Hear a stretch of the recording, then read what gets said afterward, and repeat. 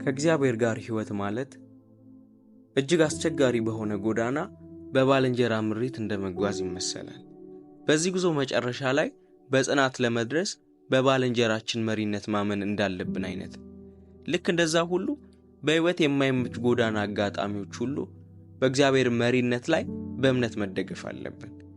በሁለተኛ ቆሮንቶስ ምዕራፍ 5 ቁጥር 7 በእምነት እንጂ በማየት አንመላለስም በማለት ሐዋርያው ጳውሎስ ስለዚህ እምነት ጉዞ ይነግረናል። ይህም አንድ ነገር ያስታውሰናል። እርሱም በእምነት መመላለስ የዕለት ተዕለት ተግባራችን እንጂ ትላልቅ የሕይወት ውሳኔዎችን ለመወሰን ብቻ የምንጠቀምበት ልምድ አለመሆኑን።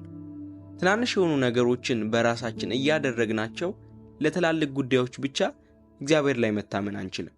ስለዚህ በየትኛውም የሕይወት አቅጣጫ እግዚአብሔርን ማመን አለብን። የምናልፍበት ጎዳና አስቸጋሪ ሲሆን የሕይወት ምልልሳችንን በእምነት እንድናደርግ እግዚአብሔርን በጸጋው ይደግፈናል። መንገዳችንን ለእሱ አሳልፈን አደራ ስንሰጥ በሚያጋጥመን የሕይወት ፈተናዎች ውስጥ መጽናት እንችላለን። እግዚአብሔር በቃሉ አማካኝነት በምናየው ነገር ላይ ከመደገፍ በእምነት አማካኝነት በእርሱ ወደ መደገፍ ይጋብዘናል።